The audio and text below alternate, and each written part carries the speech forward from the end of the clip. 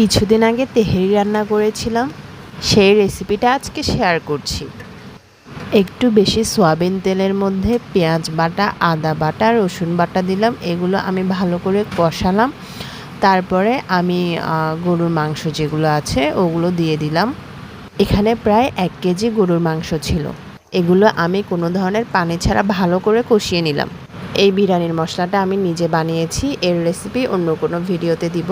তো এরপর আমি কাঁচামরিচ দিলাম, টক দই, পোস্তর দানা, নারকেল বাটা, এগুলো সব দিয়ে প্রায় 40 মিনিট মতো রান্না করেছিলাম। মাংসটা রান্না করার পুরোপুরি ভিডিও ক্লিপ নেওয়া হয়নি। এখানে আমি পেঁয়াজ বেরেস্তা করে নিলাম। এই তেলের মধ্যে আমি চালগুলো ভেজে নিয়েছিলাম। এখানে 1 কেজি চাল ছিল, 8 কাপ পানি আমি গরম করে নিয়েছিলাম।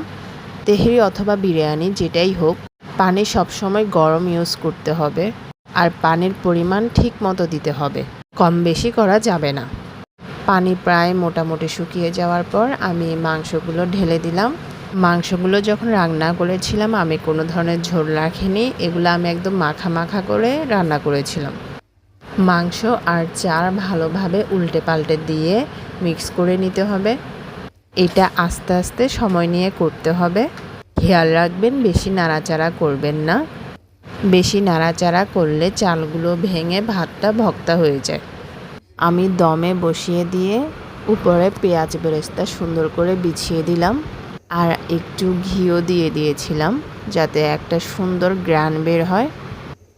আমি খুবই ইজি ওয়েতে এই তেহেরি রেসিপিটা করার ট্রাই করেছি। আমাদের ঘরের সবাই এই চটজলদি তেহেরিটা খুবই পছন্দ করে। এই হলো আমার তেহেরি। একটা ডিম দিয়ে সার্ভ করলাম। আমি এখান থেকে একটা মাংস আপনাদের ছিঁড়ে দেখাচ্ছি, মাংসটা কতটা সফট হয়েছে, আর তেহেরিটা এত যে মজা হয়েছে, একদম মুখে লেগে থাকার মতো। বিরিয়ানি অথবা তেহেরি রান্না করাটা অনেকের কাছে অনেক বেশি ঝামেলার মনে হয়। আসলে এই রান্নাগুলো অতটাও ঝামেলার ব্যাপার না, কিছু টিপস আর ট্রিক্স জানতে হয়। ডিমটা আমি একটু নরম রেখেছিলাম। ডিমটা আমি শুধুমাত্র 10 মিনিট সিদ্ধ করেছিলাম। এতে ডিম সফটও ছিল আর কুসুমটাও দেখতে সুন্দর লাগছিল। আপনারাও বাসায় এই সহজ রেসিপিটা ট্রাই করতে পারেন।